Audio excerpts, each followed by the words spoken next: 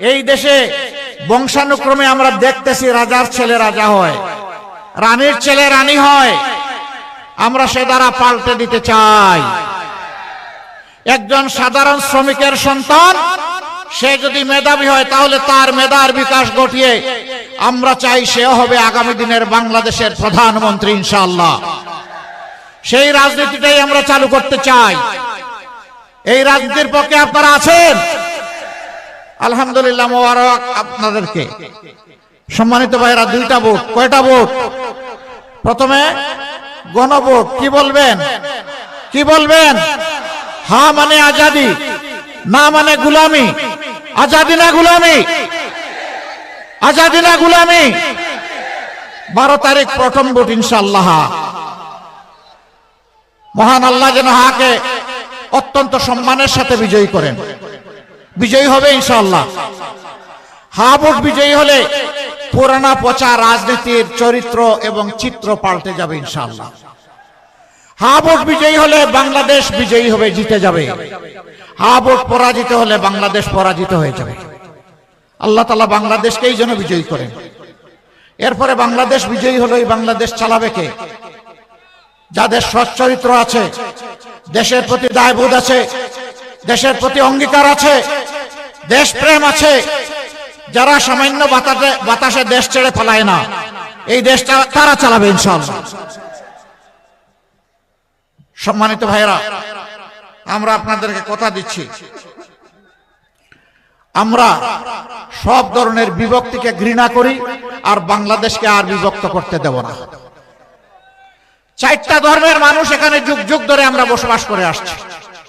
মুসলমান, হিন্দু, বৌদ্ধ, খ্রিস্টান। এটি একটি ফুলের বাগানের মতো।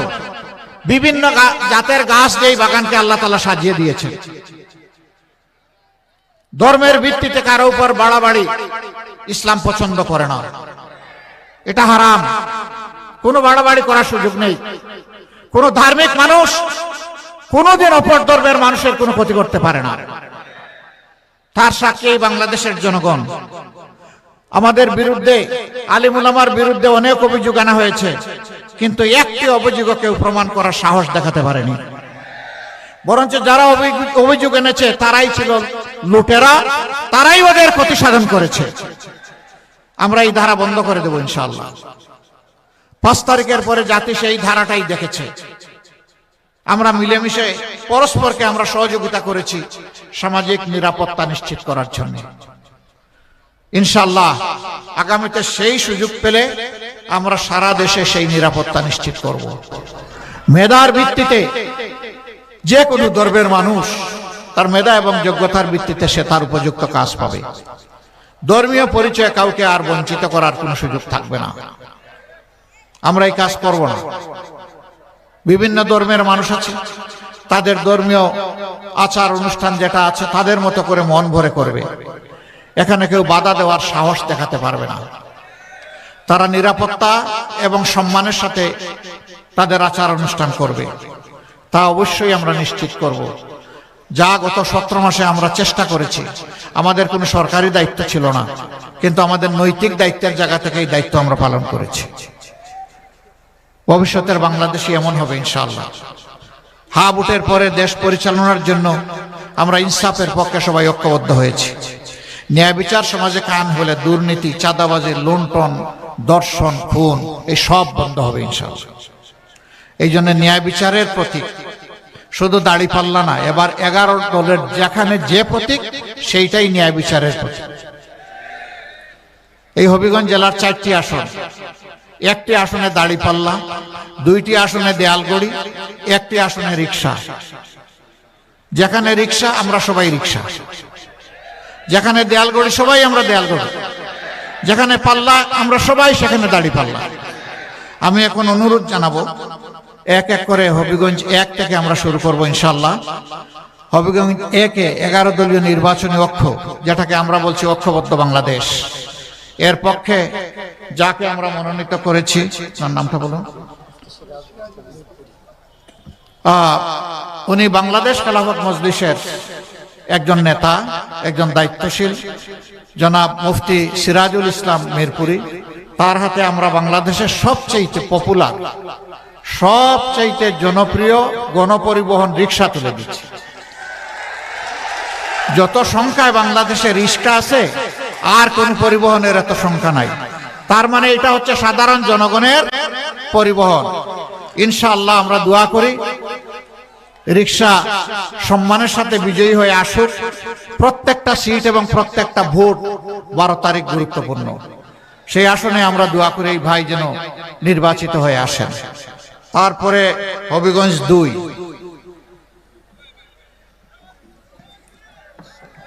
ওয়ালাইকুম আসসালাম রহমতুল্লাহ, হযরতুল আল্লাম আব্দুল বাসিত আজাদ, তাকে আপনারা সবাই চিনেন আলহামদুলিল্লাহ। ইনশাআল্লাহ গড়ির কাটা 12 তারিখ ঠিক মতো ঘুরবে ইনশাআল্লাহ। সকাল সন্ধ্যা গড়ির পক্ষে জোয়ার তৈরি হবে ইনশাআল্লাহ, এবং জোয়ার ইতিমধ্যে তৈরি হয়ে গেছে। এই জোয়ারকে বিজয়ের দ্বার প্রান্তে আল্লাহ যেন পৌঁছায় দেন। এবার হবিগঞ্জ 3,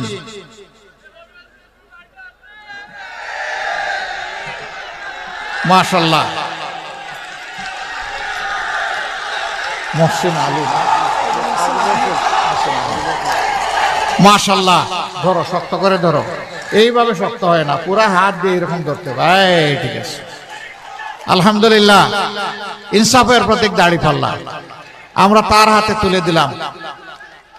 প্রতীকের স্লোগানটা একটু পরে দিচ্ছি ইনশাআল্লাহ। আমরা দোয়া করি এই আসনে যদি দাঁড়িপাল্লা বিজয়ী হয়, সন্ত্রাস দূর হবে ইনশাআল্লাহ, চাঁদাবাজি দূর হবে ইনশাআল্লাহ, মায়ের ইজ্জত সংরক্ষণ হবে ইনশাআল্লাহ, সকল ধর্ম দল মতের মানুষ নিরাপত্তা পাবে ইনশাআল্লাহ, যুবকরা হাতে হাতে কাজ পাবে। আমরা বেকার বানানোর আর কোনো উদ্যোগ গ্রহণ করব না। আমরা এখন সবাইকে সরকার বানাইতে চাই ইনশাআল্লাহ। আপনারা রাজি আছেন? আলহামদুলিল্লাহ। এরপরে হবিগঞ্জ 4, মাশাআল্লাহ, আমাদের জাতীয় নেতা জনাব অধ্যাপক ডক্টর আহমদ আব্দুল কাদের, শক্ত করে ধরেন। দেখেন তো গড়ির কাটা ঠিক আছে কিনা, মার্কা আছে? কোন সে মার্কা? কোন সে মার্কা? দেয়াল গড়ি ইনশাআল্লাহ 12 তারিখ জিতে যাবে মাশাআল্লাহ। ভাই বোনেরা দলে দলে ভোট দেবে ইনশাআল্লাহ, বিজয় হবে, বিজয়মালা ইনশাআল্লাহ মাশাআল্লাহ। এবার আমরা পাল্লার পক্ষে স্লোগান দেব ইনশাআল্লাহ। প্রতীক আছে? আছে? কোন সে প্রতীক? আস্তে করে, আরে জুড়ে হয়ে গেছে, আরো জুড়ে, জুড়ে সুরে 12 তারিখ সকাল সন্ধ্যা মা বোনেরা ভাই বাপেরা দলে দলে ইনশাআল্লাহ বিজয় হবে মাশাআল্লাহ। এরপরে রিক্সা, আমরা আগেই বলেছি এটা হলো সবচেয়ে পপুলার জনপ্রিয় গণপরিবহন। এই রিক্সার বিজয় আল্লাহ তাআলা দান করুন, আমরা দোয়া করি। প্রতীক আছে? কোন সে প্রতীক? আরো জুড়ে ইনশাআল্লাহ 12 তারিখ জিতে যাবে মাশাআল্লাহ ইনশাআল্লাহ, বিজয়মালা। জাযাকুমুল্লাহু খায়রান।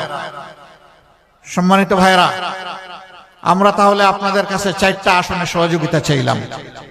শেষ কথা, 4টা আসন ইনসাফের হাতে আপনারা তুলে দেন, ঐক্যবদ্ধ বাংলাদেশের হাতে তুলে দেন।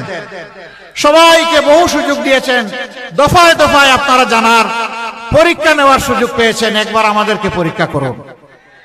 আমরা আপনাদের আমানতের পাহারাদার হব, চৌকিদার হব, সম্পদ ইজ্জত জীবনের পাহারাদার হব, এ দেশের মালিক হব না, ইনশাআল্লাহ আমরা সেবক হব।